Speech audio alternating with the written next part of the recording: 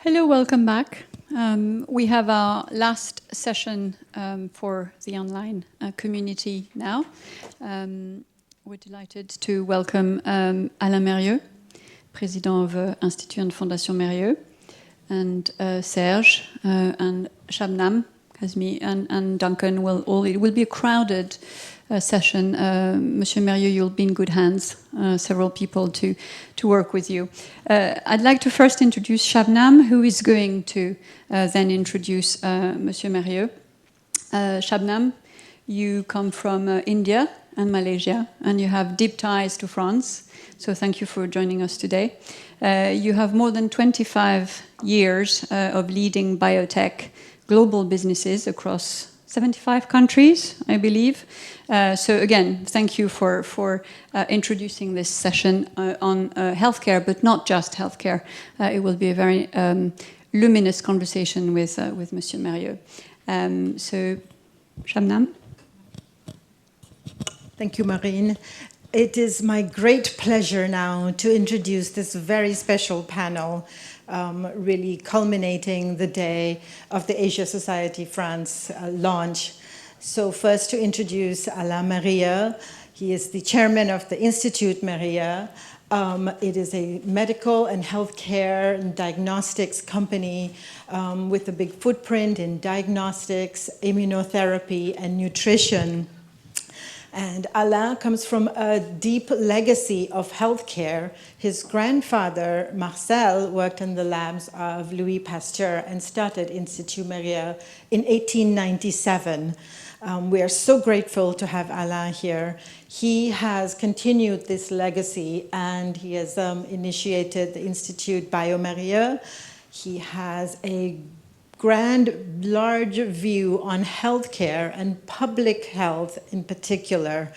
He has worked extensively in China, and again with public health, especially focused on infectious diseases, and has deep philanthropic views on bringing healthcare to everyone who needs it, those who are most vulnerable, especially women and children.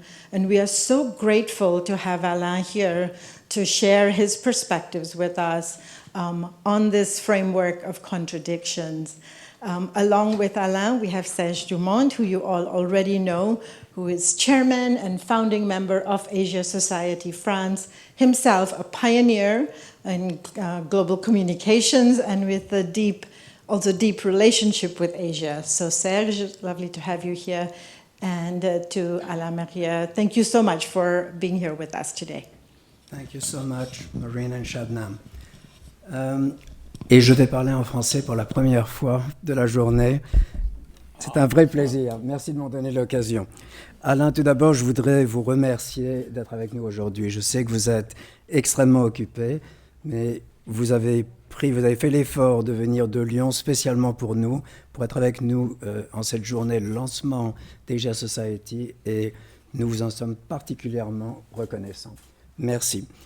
Je sais que le public aura de nombreuses questions à vous poser, mais pour commencer, je propose que nous passions 15-20 minutes à discuter de votre parcours, qui est un parcours extraordinaire, et de nous focaliser en particulier sur un aspect qui nous touche tous et qui nous intéresse, qui est l'Asie, et l'influence que l'Asie et la Chine en particulier ont eue sur l'histoire de votre famille.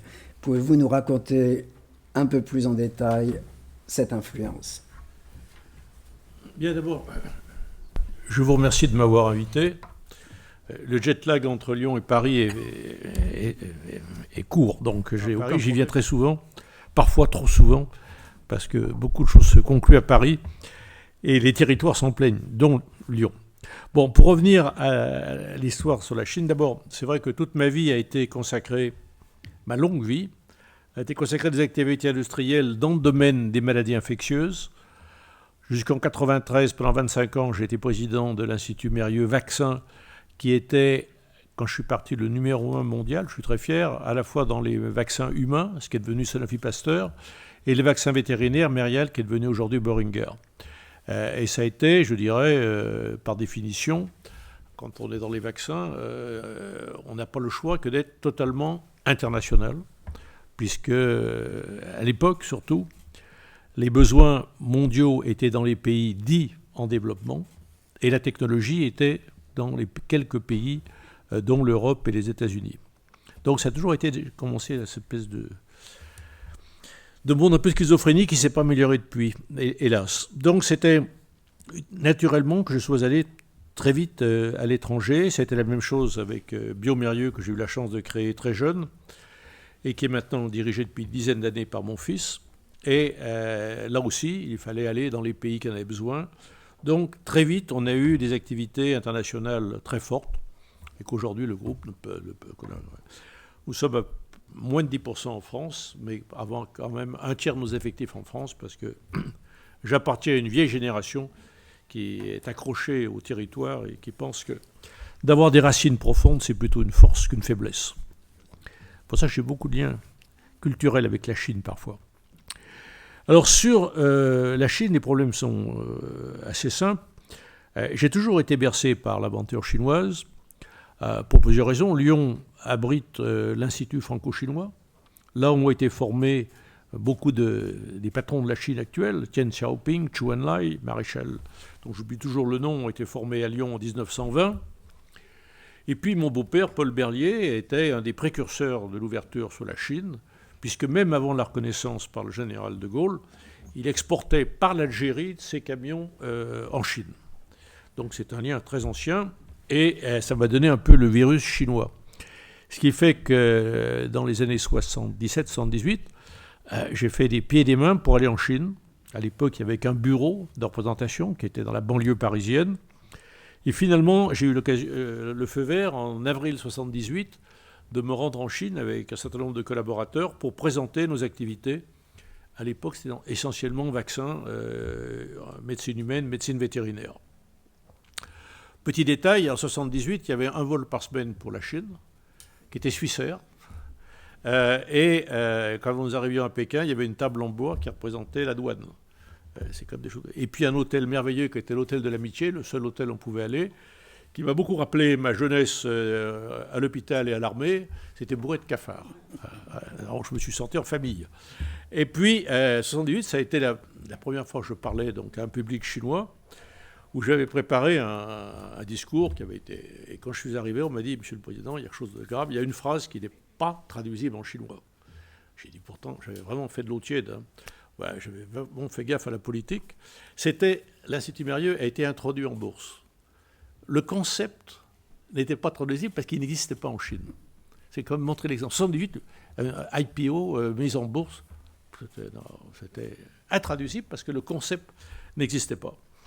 Ça a été donc le contact avec les amis chinois. Ce qui m'a frappé, bon, qu'à l'époque, évidemment, j'avais 40 ans, et que le public avait quasi mon âge actuel, c'est-à-dire que c'était 70 à 80, 85, parce que la révolution était passée par là. Il n'y avait plus de scientifiques, ça m'a toujours frappé, hors des gens qui avaient automatiquement 70 ans, dont certains formés en France, que j'ai retrouvés avec beaucoup d'émotion. Donc ça a été un premier choc culturel. Deuxième choc, ça a été évidemment de connaître Pékin, d'aller présenter mes hommages avec un très beau discours que j'avais préparé pour un vice-ministre de la Santé. Vous savez, ces anciens bâtiments chinois sur un seul étage où le ministre est sur une estrade et vous faites votre exposé, pas tellement à l'aise. Hein. Et vous voyez un ministre qui commence à se raquer la gorge bruyamment. Je dis, ça il y a quelque chose. Et me balance, passez-moi l'expression vulgaire, un crachat, un cramio énorme entre lui et moi dans un crachoir, avec un tir de précision à 2 mètres de distance, qui a eu l'effet de me couper complètement le sifflet. Heureusement que j'avais de l'aide pour venir à ma rescousse. Donc une Chine qui sortait véritablement, pour moi, pratiquement du Moyen-Âge. À la fois scientifiquement, à la fois culturellement, à la fois à tout point de vue.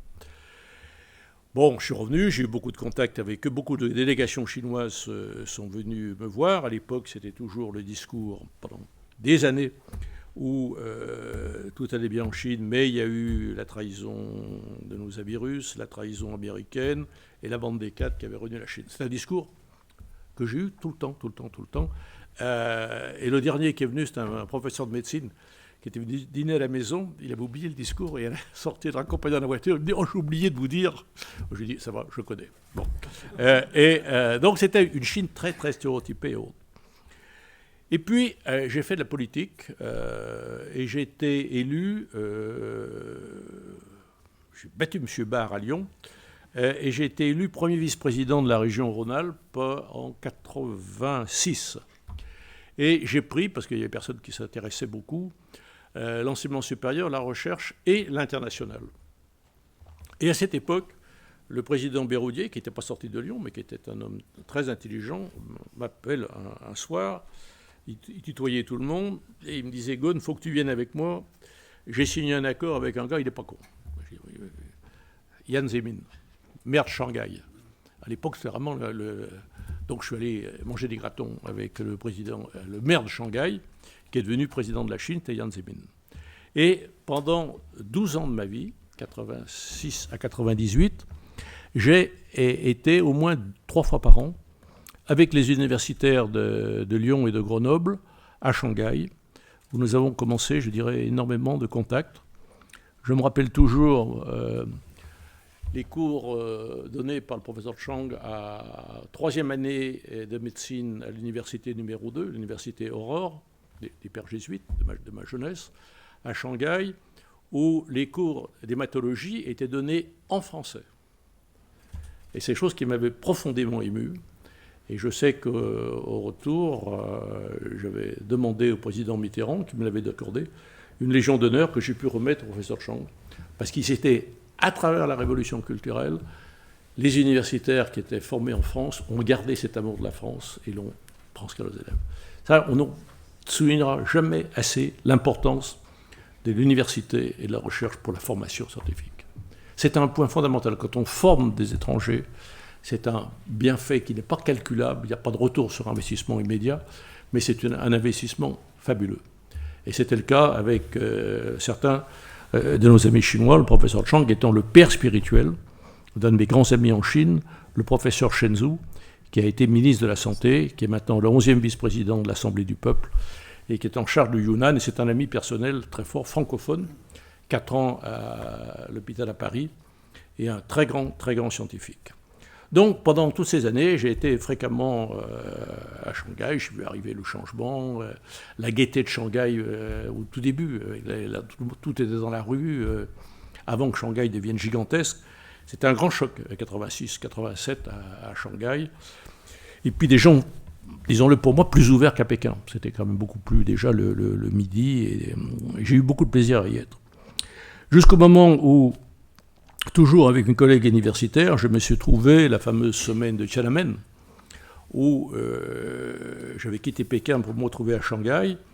Où Shanghai, il y a eu, évidemment, il n'y a pas eu d'effusion de sang, parce que ça s'est très bien passé, mais nous étions bloqués, et donc collègue universitaire de Shanghai était venu nous voir à l'hôtel en disant « Ne coupez pas les ponts, on sort des gardes rouges ». Et en rentrant, comme les universitaires étaient plutôt à gauche, moi plutôt à droite, on a fait du lobbyisme à la région Rhône-Alpes, qui n'était pas du tout politisée à l'époque. Alors, on était là, la gauche, la droite, tout cela. Et on a dit, on fait silence radio, mais on garde les liens avec Shanghai. C'est tous les seuls. Ça a été, je dirais, je sais que les Chinois, enfin, vous connaissez mieux que moi, mais ont des mémoires de rhinocéros, à la fois les bons moments et les mauvais moments. Et là, ça a été jamais oublié par mes amis chinois. Donc, nous avons gardé des liens. Ce qui a fait que, ultérieurement, le maire de Shanghai de l'époque est devenu Premier ministre de la Chine, c'était M. Zhu Rongji, pour lequel j'ai gardé une grande amitié. Il m'a reçu quand il était Premier ministre, il parle un anglais absolument parfait, et j'ai eu... En sortant de l'avion, on m'a dit « Le Premier ministre vous attend ». Comme la Chine n'est pas, on ne plaisante pas trop, j'ai dit « C'est sérieux ». Donc je me rappelle, il est arrivé sortant de l'avion, et j'ai eu une demi-heure, 40 minutes de où est la Chine, où va la Chine par M. Zhu Rongji. Pas tellement pour moi, mais il connaissait mon amitié avec Jacques Chirac. Donc c'était en fait, j'ai rapporté à Jacques ce que j'avais entendu sur le discours de M. Zhu Rongji, parlant des 300 millions d'illettrés, des 120 millions de minorités ethniques, de la volonté de faire du manufacturing, d'aller à la recherche, la science et tout. Tout le programme de la Chine m'avait été de façon brillamment exposé. et je me suis efforcé de le rapporter in extenso à Jacques Chirac. Et j'ai gardé des liens assez forts avec M. Souronji, que j'ai vu 3 fois pendant sa retraite. D'abord, il était ensuite Pékin, et ensuite, alors je prononce très mal le chinois, au sud de Shanghai, à Guangzhou, où j'ai été reçu à déjeuner avec un garçon plein d'avenir qui était M. Xi Jinping, en décembre 2005. Il était présidait le parti de l'époque du coin, avant d'aller à Shanghai. Donc il est toujours plein d'avenir. Il est toujours plein d'avenir. Oui, donc c'était quand même un déjeuner très sympathique. Je me rappelle le président actuel me disant « Qu'est-ce que je peux faire pour vous ?» Je dis « Rien, tout va bien. » J'ai eu tort pour demander beaucoup de choses à l'époque. Voilà, et ça a été ce contact. Pendant ce temps-là, j'avais un fils qui était médecin, qui avait le virus asiatique, mais le virus complet. Il était médecin au Vietnam, il était au Cambodge, il était au Laos, partout, et il adorait la Chine. Et quand il a disparu, je n'oublierai jamais que mes amis chinois ont donné le nom de Christophe, donc un jeune médecin français, à un laboratoire d'État de recherche à Pékin. Il y a un laboratoire Christophe Mérieux à la Chinese Academy of Science, et c'est des choses qu'on n'oublie pas. C'est pour ça qu'avec la Chine, je ne peux pas avoir des liens normaux. Ils sont très affectifs, et ils l'ont été, je dirais, pendant toute ma vie.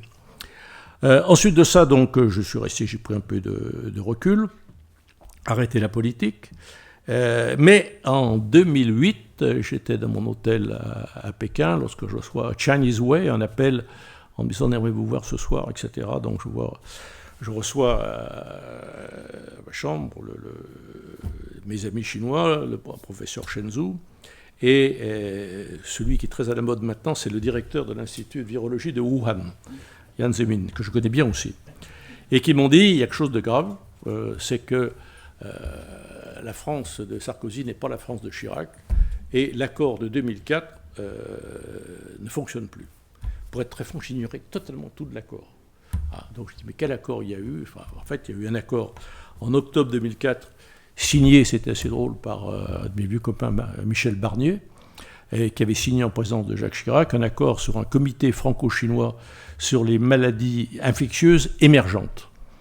Un comité co-présidé par le professeur Chen Zhu du côté chinois et par le professeur Philippe Kouroutsky, directeur de Pasteur, du côté français. Entre-temps, il y a eu un putsch, non pas en Chine ni en France, mais à l'Institut Pasteur, et Philippe Kouroutsky a quitté ses fonctions pasteuriennes par suite d'un putsch pasteurien. Et il y a eu un vide, il y a eu un changement. Donc, ils m'ont dit, qu'est-ce que vous pouvez faire ? Bon, c'est simple. D'abord, j'ai appelé Michel Barnier, que je connais depuis toujours, et je lui ai dit, Michel, qu'est-ce qui se passe ? Ta signature vaut rien. Alors, très vexé, pas possible. J'appelle mon successeur. Le successeur s'avérait être également de mes vieux copains. C'était parce qu'on avait travaillé ensemble dans notre jeunesse, c'était Bernard Kouchner. Bon, je rentre en France, Bernard me dit, viens me voir. Je lui dis, écoute, voilà, c'est le bordel, il n'y a personne en France. Et Kouchner, qui est aussi administratif que moi, me dit, je te nomme co-président. Je lui dis, t'es sûr ? Oui. Bon, il me fait une lettre, ce qui m'a valu beaucoup d'ennuis après. Je te nomme co-président du comité franco-chinois. Ça, j'ai signé comme à la Légion. C'était assez dur. Et je suis resté de 2008 à 2015 en charge de ce programme qui avait comme aboutissement la création d'un laboratoire très haute sécurité, P4, à Wuhan. Comme nous avions nous-mêmes, au niveau de notre fondation familiale, créé le premier laboratoire, les premiers laboratoires européens, le P4, qui porte le nom de mon frère, Jean Mérieux à Lyon, j'étais relativement pas mal placé pour pouvoir aborder le problème. Ce que j'ai fait, j'ai eu beaucoup de résistance d'une partie française sur les bienfaits de ce laboratoire. Enfin, j'ai tenu bon parce que j'avais un ordre de marche, comme je suis assez fidèle à mon drapeau. J'ai dit, j'ai à faire ce que j'ai à faire. Et je suis arrivé contre les vents et marées à remettre les clés du laboratoire P4 à Wuhan en le dernier jour de l'année du cheval, c'est-à-dire en fin janvier 2015, où j'ai remis les clés au gouvernement chinois. Et après la visite, pour me remercier, en avril en mars 2014, du président chinois et de son épouse dans nos laboratoires à Lyon, ce qui était avant Paris. Voilà. Donc des liens excessivement forts. Il faut dire qu'entre-temps, j'avais rencontré, dans le cadre de mes activités, je dirais, professionnelles, l'épouse du président chinois, qui a été la grande soprano et générale de l'armée du peuple, mais qui surtout était présidente du comité chinois de lutte contre la tuberculose et le sida. Et c'est à ce titre que j'ai pu la rencontrer et travailler avec elle. Donc j'ai des liens, je dirais, avec non seulement le président, mais son épouse. Et je dirais, ça a été... elle est venue avec sa fille à Lyon de façon privée. Nous l'avons reçue avec ma femme. On est allé plusieurs fois la rencontrer à Pékin.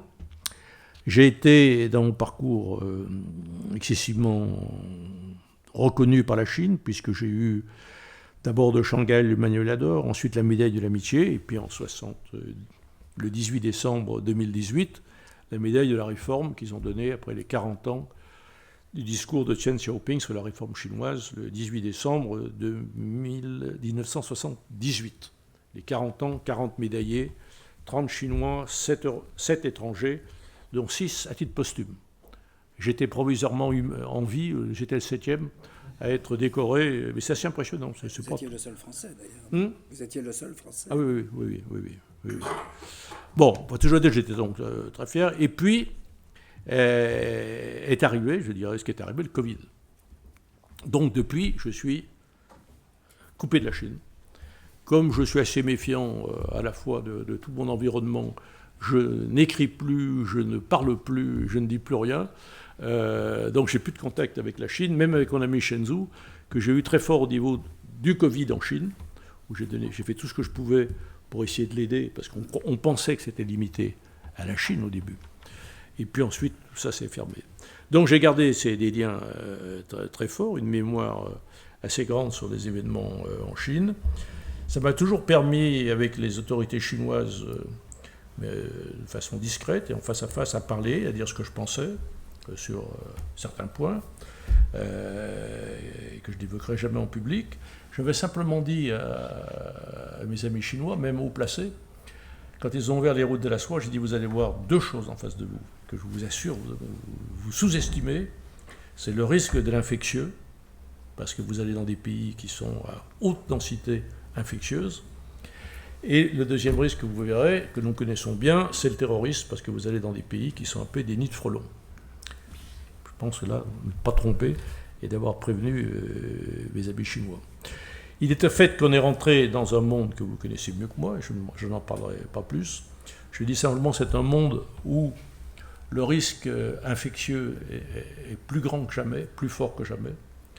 Quand vous considérez que depuis le sida qui a marqué beaucoup nos populations, ça a été le Zika, le chikungunya, l'Ebola, la Rift Valley Fever, le West Nile, le Crimée-Congo, le Nipah en Chine, le MERS, le chameau, le Middle East coronavirus pour le chameau. C'est non-stop. Nous avons tous globalisé, mondialisé, moi le premier, avec des effets secondaires que l'on n'a pas vus, c'est-à-dire dans les pays où je vais maintenant, notre fondation est présente dans 17 pays avec des laboratoires. 17 pays, donc plus de la moitié, il faut que j'aille maintenant avec une protection, parce que les pays ne sont pas en très bonne forme. Mais on assiste beaucoup à la misère dans ces pays, on assiste à la déforestation extrême. Nous sommes en Amazonie, à Rio Branco, pays que j'aime beaucoup, le Brésil, j'ai beaucoup travaillé.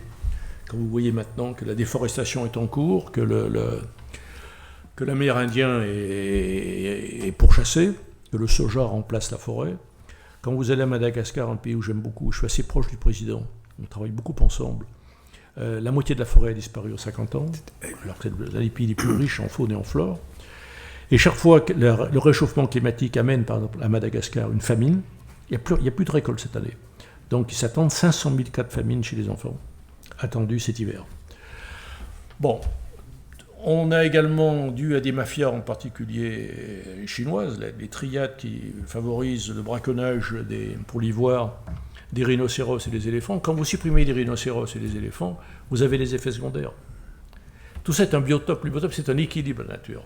Quand vous cassez l'équilibre de la nature, ce que nous faisons allègrement les uns les autres, vous avez le réveil de l'infectieux. De deux façons, émergence de nouveaux virus, et au niveau des bactéries, l'antibiorésistante, c'est-à-dire que les bactéries se sont adaptées aux antibiotiques et deviennent résistantes. Donc on a des risques qui sont considérés comme majeurs. Il y a une étude, pour remonter le moral, de l'INSERM qui est sortie il y a 3 mois, 4 mois. On estime mondialement, c'est pas une estimation, c'est très sérieux, qu'il y a 1 700 000 virus aujourd'hui inconnus qui reposent dans la flore, dans la faune animale, sauvage. Avec 2 grands réservoirs qui sont en Chine, le Yunnan, et l'Afrique centrale, près de chez nous. Et que là, ils estiment qu'il y en aurait 1 tiers pathogène pour l'homme. Donc, vous voyez qu'il y a un monde qui est en train de changer, et que l'homme est quand même... Nous avons tous été des apprentis sorciers, et que la fameuse mondialisation, la fameuse globalisation, je l'ai dit à mes amis chinois, les routes de la soie, c'est très gentil.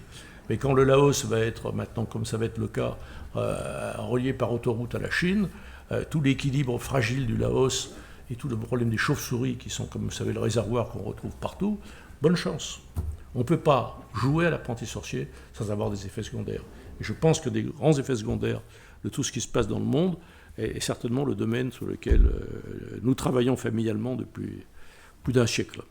Voilà, donc c'est un... Et dans ce concert, la Chine doit jouer un rôle primordial. C'est pour ça que je me suis battu pour que la Chine ait accès à un P4. Et je ne regrette pas ce que j'ai fait. Depuis 2015, je suis coupé de toute information, donc je ne sais pas ce qui se passe. Mais je pense que l'on est vraiment dans un monde qui est fragile et complexe, et dans lequel il faudra avoir beaucoup de prudence et beaucoup de travail en commun, car les virus et les bactéries ne connaissent pas de frontières, ne connaissent pas les religions, ne connaissent pas les problèmes démocratie ou pas démocratie. Ils passent les frontières, ils passent par l'animal. Et vous avez un monde qui est donc nouveau, que l'on a créé et qui va être assez inquiétant.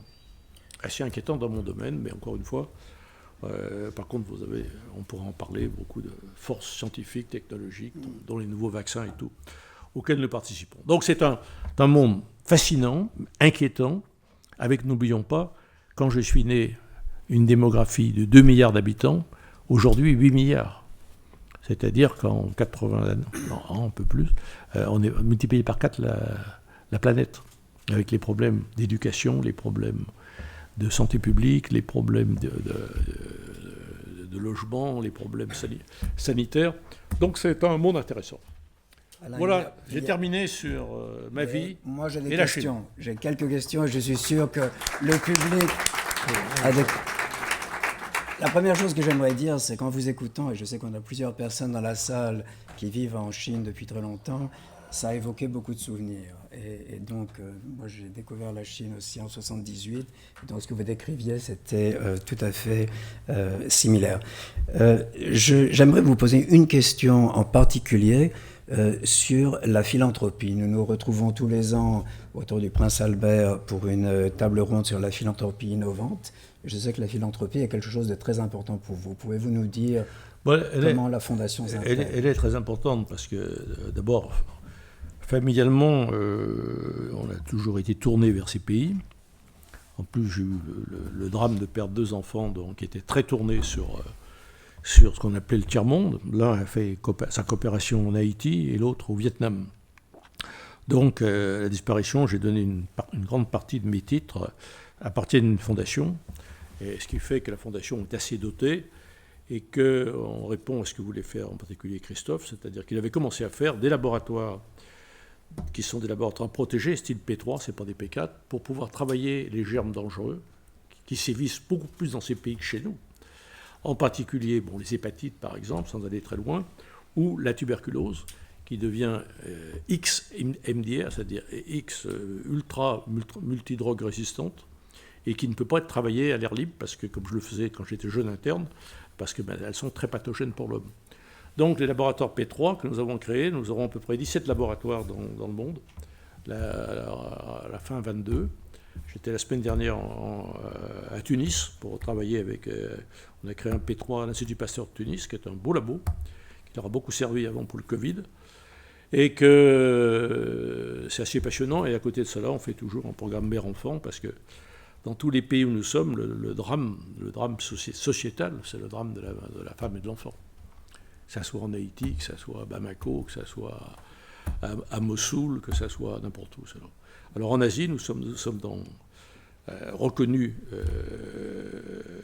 notre fondation est reconnue en Chine depuis le début, et nous sommes présents en Vietnam, au Laos, au Cambodge, au Myanmar, où nous sommes arrêtés pour des raisons que vous connaissez, et au Bangladesh, où nous sommes installés à Chittagong. Dans le calme, on m'a dit, vous êtes trop francophone, il faut aller à un pays anglophone. 1 an après notre installation à Chittagong, il y a eu à Cox's Bazar, à 50 km, le plus grand camp de réfugiés au monde. Il y a 1 million de réfugiés Rohingyas qui ont traversé la rivière pour arriver au Bangladesh. Et alors, un point systématique, c'est pas pour affoler la population, viol systématique des femmes partout. Que ce soit les Rohingyas qu'on a en population, Mossoul, on ne parle pas des Yézidis ou des autres. En Afrique noire, je suis très ami avec le prix Nobel, M. Mukwege, qui a recoué ces femmes. En Haïti aussi, pareil. Donc, c'est un monde... Il y a 2 mondes. Hein. Il y a le nôtre, où on se plaint de tout, et puis le reste du monde qui... Et moi, je pense qu'un jour, ce reste du monde, comme ils sont tous reliés maintenant par leur smartphone, l'immigration, c'est le hors-d'œuvre. C'est comme l'infectieux. Nous sommes au hors-d'œuvre de l'immigration.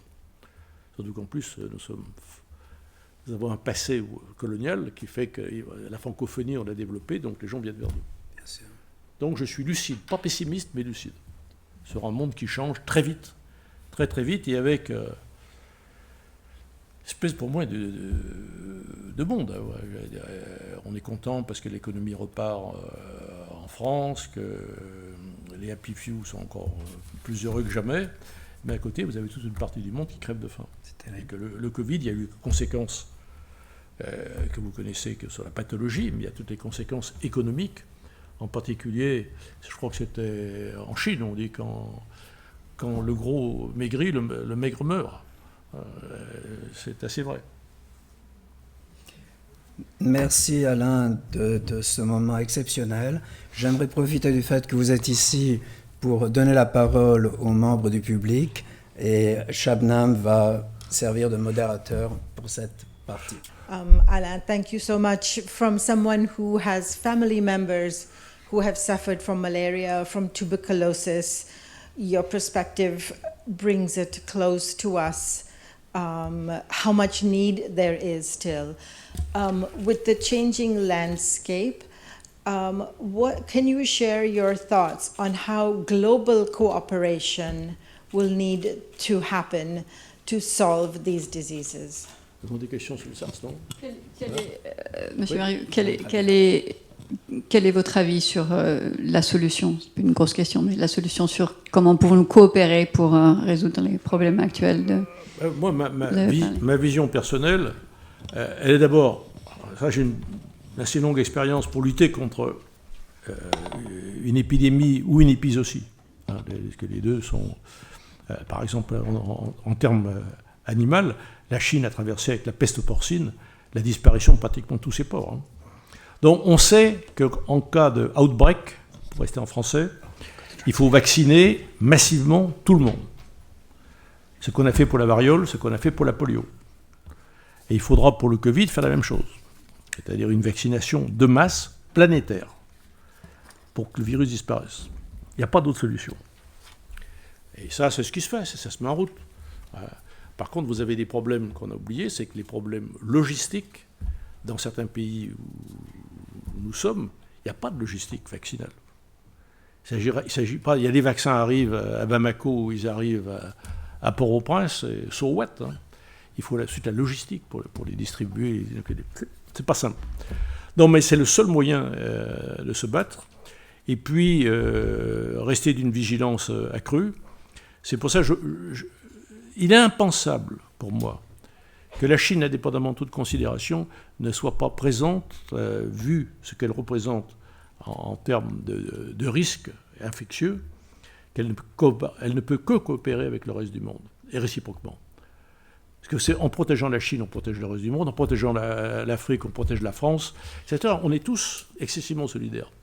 C'est un métier sur lequel, depuis M. Pasteur, vous savez, il y a une phrase célèbre de M. Pasteur, on ne demande pas quelle est ta religion, quel est ton pays, on te soigne. Et c'est la même vision aujourd'hui. Si vous vous mettez avec des barrières politiques, dans notre métier, c'est la fin de tout. On ne peut pas ne pas travailler que frontières ouvertes. Frontières entre la médecine humaine et la médecine vétérinaire, puisque 70% de l'infection vient de l'animal, et sans aucune frontière entre les pays, et sans frontière également entre la recherche fondamentale et la recherche appliquée. Alors moi j'ai vécu intensément, parce que c'est un de mes anciens collaborateurs et amis qui a fondé Moderna. Stéphane, je l'ai encore appelé, parce qu'il me rend beaucoup, on est vraiment très proches, et j'ai vécu cette espèce de... C'est fantastique. Moi-même, je suis absolument bluffé, sidéré. Sidéré, parce que c'est une nouvelle technologie. Moi qui ai vécu dans les vaccins, c'est plus du tout la même façon de travailler. C'est de la bioinformatique, de la biochimie de synthèse et de la galénique. Ça n'a plus rien à voir avec nos cuves, nos cellules et tout. C'est la révolution. Donc il y a des tas de révolutions qui se préparent. Il ne faut pas les rater. Mais c'est passionnant. C'est passionnant. Une autre question ? Philippe Lecor, je voulais vous demander ce que vous pensiez d'une part de la politique zéro Covid de la Chine, c'est-à-dire no Covid. Donc, est-ce que c'est une bonne politique ? Et par ailleurs, comment est-ce que vous voyez les prochaines années, et en particulier l'Asie par rapport à l'Occident, en termes de vaccination, puisque l'Asie, et notamment la Chine, mais pas seulement, a des traditions je dirais, sanitaires qui sont quand même différentes des nôtres, hein, le port du masque, etc., de prévention. Donc on a beaucoup dit au début, vive l'Asie, ils savent s'y prendre. Et nous on ne sait pas s'y prendre, etc. On a eu une pandémie, on a été durement touchés. Aujourd'hui, on a quand même l'impression que c'est un peu l'inverse qui se passe, c'est-à-dire que du fait du manque de vaccination, les gens ne peuvent pas sortir notamment de Chine, mais aussi d'Asie, etc. Alors que nous, on a l'impression que le problème est réglé. Donc moi, je suis un novice total, hein, mais je voulais avoir votre avis. Merci.